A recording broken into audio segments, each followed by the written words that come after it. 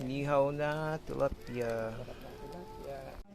So guys, luto tayo ng inihaw na talong. Vegan recipe. Yung ingredients natin, yan, spring onions, tapos kinchay, chili garlic, and soy sauce. Saka meron tayong dito, garlic and oyster sauce.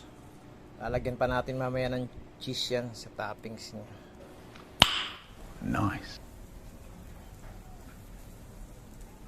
Ito guys, sinadang na natin yung ating eggplant.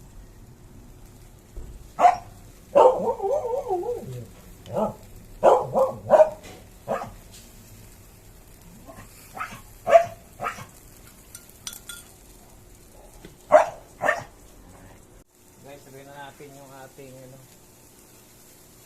onion spring. Another 1 minute, 1 minute na lang to. Okay na to, goods na to.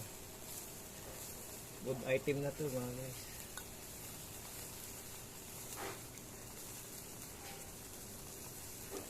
Ito yung ating kinchay.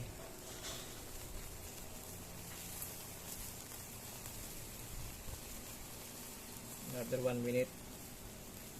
Pwede na to. Pwede na tayong kumain.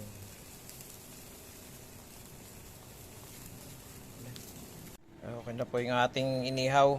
Lalagyan na lang natin ng cheese sa ibabaw para maglasa siyang spaghetti. Joke lang, siyempre inihaw pa rin to, talong. Additional lang to, additional twist lang to para lalong sumarap. Oh my God! Ating vegan recipe na eggplant. Okay, it's done. Yung ating ingredients sumobra. Sayang yung isang talong na malaki, hindi natin nagamit. Mayroong uod, hindi siya pwede.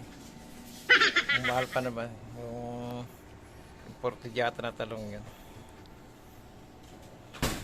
Ito na, prepare na lahat.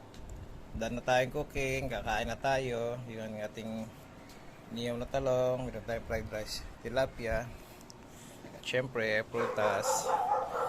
At bago tayo kumain, pray muna tayo. Hi, let's pray. Lord, we thank you for all of this food, Lord. We ask for your continuous protection, Panginoon, pag-iingat, Panginoon, sa amin, Panginoon, and continuous blessing, Lord God, bless natin tayo this food, bigyan kami ng lakas, Panginoon, sa aming kakainin, Panginoon, and continue, Lord God, to bless us, Lord God, so we can be a blessing to other people. Thank you, Lord, in your name we pray. Amen. Amen. Let's eat.